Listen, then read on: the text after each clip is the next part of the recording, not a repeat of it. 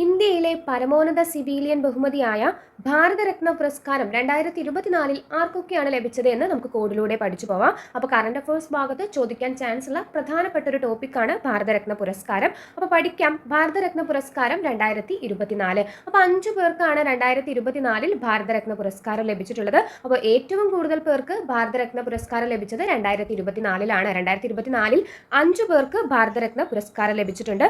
ആരൊക്കെയാണ്?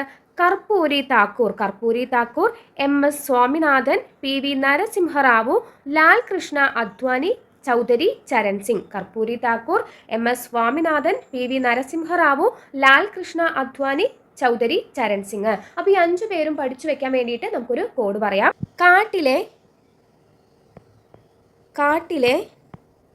നാഥനായ സിംഹം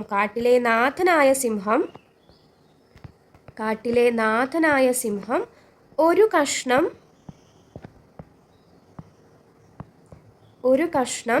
രത്നം ധരിച്ചു.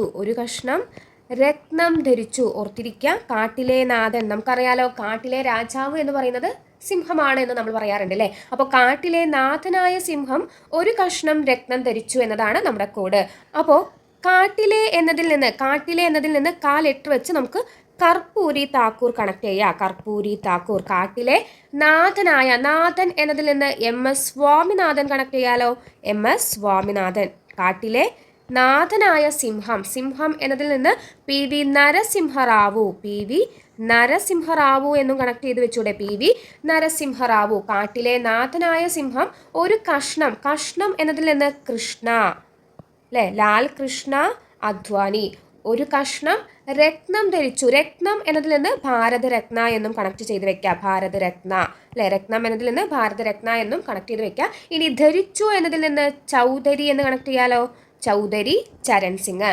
ഇനി ഇവിടെ ഓർത്തിരിക്കേണ്ടത് ലാൽ കൃഷ്ണ അദ്വാനി ഒഴികെ കർപ്പൂരി താക്കൂർ, MS സ്വാമിനാഥൻ, PV നരസിംഹറാവു, ചൗധരി ചരൺ സിംഗ് എന്നിവർക്ക് മരണാനന്തര ബഹുമതിയായാണ് 2024 ഭാരതരത്ന പുരസ്കാരം ലഭിച്ചത്. മരണാനന്തര ബഹുമതിയായി പുരസ്കാരം ലഭിച്ചത് 4 പേർക്കാണ്. മരണാനന്തര ബഹുമതിയായി പുരസ്കാരം ലഭിച്ചത് ആർക്കൊക്കെയാണ്?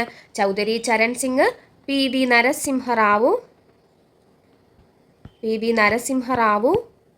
MS സ്വാമിനാഥൻ, പിന്നെ കർപ്പൂരി താക്കൂർ. മരണാനന്തരം ഭാരതരത്ന പുരസ്കാരം ലഭിച്ചത് കർപ്പൂരി താക്കൂർ, MS സ്വാമിനാഥൻ, PV നരസിംഹറാവു, ചൗധരി ചരൺ സിംഗ് തുടങ്ങിയവർക്കാണ് എന്നും ഓർത്തിരിക്കുക. ഇനി ഭാരതരത്ന പുരസ്കാരത്തിന്റെ വിശദമായ ക്ലാസ് നിങ്ങൾക്ക് ആവശ്യമാണെങ്കിൽ നിങ്ങളൊന്ന് കമന്റ് ചെയ്ത് അറിയിക്കുക കേട്ടോ.